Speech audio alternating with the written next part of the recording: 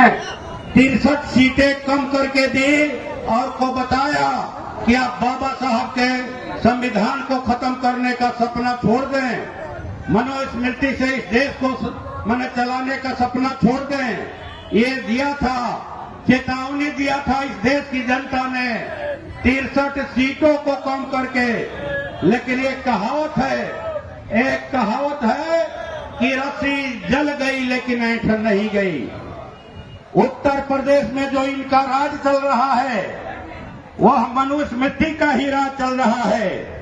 आप लोगों ने देखा 2 दिन पहले इलाहाबाद के नजदीक एक गांव में करछना में एक दलित युवक को इन लोगों ने जिंदा जला दिया। क्या गुनाह था उनका? गुनाह था कि गेहूं की कटाई हुई थी, बोझा बंधा हुआ था, उस बोझा को ढोने की वो लोग जिद कर रहे थे, लेकिन वो बोझा ढोने से इनकार किए तो आग लगा करके जिंदा जला दिया गया और पुलिस वहां तमाशा देखती रही। अभी कल ही परसों यहां लखनऊ के नजदीक पक्षी के बाग के पास वहां के दलित सरकार की जमीन पर बाबा साहब भीमराव अंबेडकर का प्रतिमा खड़ा किए थे।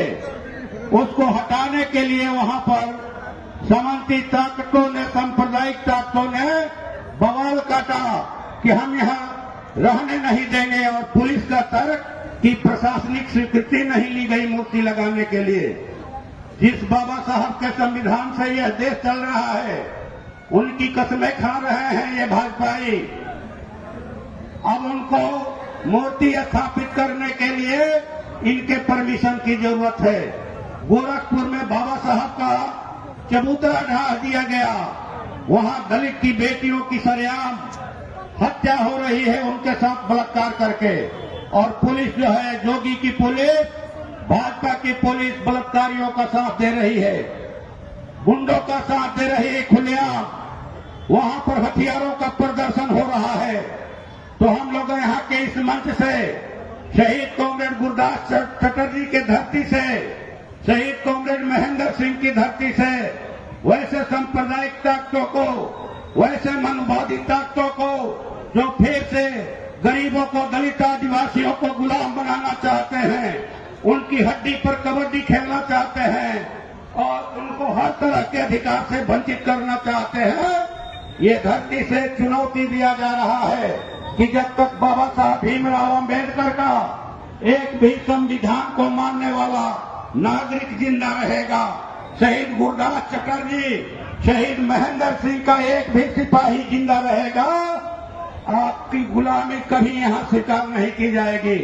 रात दिन आए थे अच्छे दिन का नारा लेकर कि हम सरकारी नौकरी देंगे हर साल 2 करोड़ देश के युवाओं को सरकारी नौकरी देंगे, हर किसी के खाते में 15 लाख रुपया जाएगा, महंगाई दूर होगी।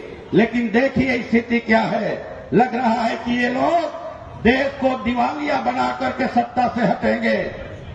सत्ता में आने के पहले 55 लाख करोड़ का कर्ज था इस देश पर, लेकिन भाजपा के सत्ता में आने के बाद, माननीय नरेंद्र मोदी के प्रधानमंत्री बनने के बाद 2,55,000 करोड़ का जो है कर्ज हो गया है इस देश पर। यही स्थिति है यहाँ की। सब कुछ अदानी अंबानी के लिए ये धरती को खत्म कर देना चाहते हैं। विनाश का भूत इनके दिमाग पर सवार है। लगता है कि इन्होंने किसी दूसरे ग्रह पर जो है जगह खोज लिया है अपने निवास के लिए। जिस तरह से जंगलों की कटाई हो रही है, अभी छत्तीसगढ़ में भारतीय जनता पार्टी की सरकार बनी, लाखों पेड़ों को काट दिया गया, इसलिए कि वहां पर अडानी को कोयला के खनन का लीज मिला है।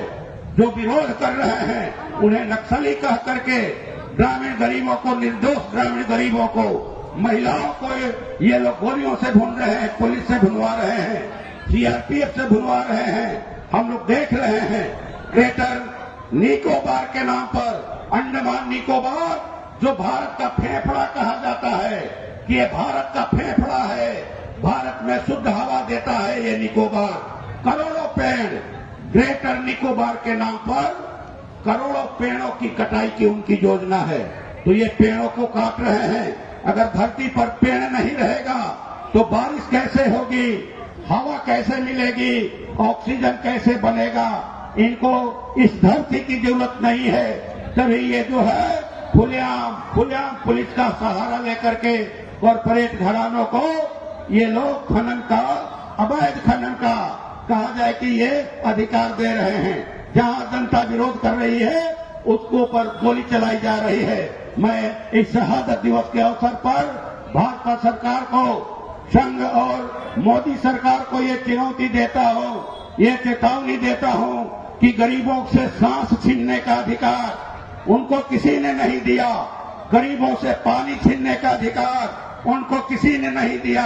यहाँ का जल जंगल जमीन छीनने का अधिकार किसी ने नहीं दिया। यहाँ की जनता लड़ेगी और अंतिम दम तक लड़ेगी जब तक गरीब गुरबों का राज नहीं हो जाता, किसान मजदूरों का राज नहीं होता था। आज बाबा साहब भीमराव अंबेडकर को पुनः एक बार श्रद्धांजलि, कॉमरेड गुरदास चटर्जी, कॉमरेड महेंद्र सिंह को फिर से श्रद्धांजलि करते हुए आप लोगों को लाल सलाम करता हूं। धन्यवाद।